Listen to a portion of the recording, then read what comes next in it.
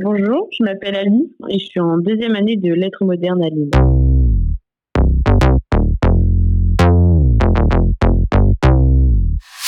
Bonjour Alice, merci d'être avec nous aujourd'hui. Avec plaisir.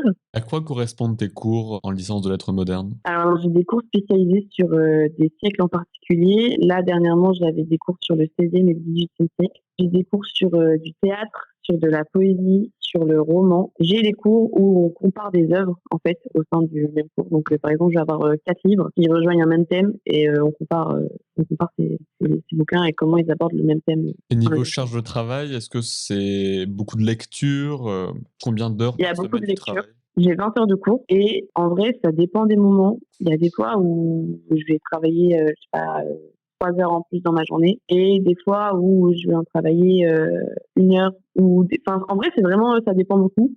Je ne saurais pas dire combien d'heures je travaille personnellement à la semaine. Vous écoutez Via Sophie, l'Orient Express. Dans ta licence, quelle est ta matière préférée ou tes matières préférées? Chaque matière aborde un genre littéraire. Donc ça peut être le roman, le théâtre, la poésie, l'autobiographie, enfin bref, il y en a pas mal, mais voilà. Et moi, j'adore ceux qui sont sur la poésie. C'est mon genre préféré. Et en dehors de ces matières littéraires, est-ce que tu en as d'autres? On a un cours de langue obligatoire et on peut choisir la langue. Est-ce qu'à côté de ça, tu as aussi d'autres langues, parce que ce sont des lettres modernes, mais il y a peut-être du latin, du grec, de l'ancien français?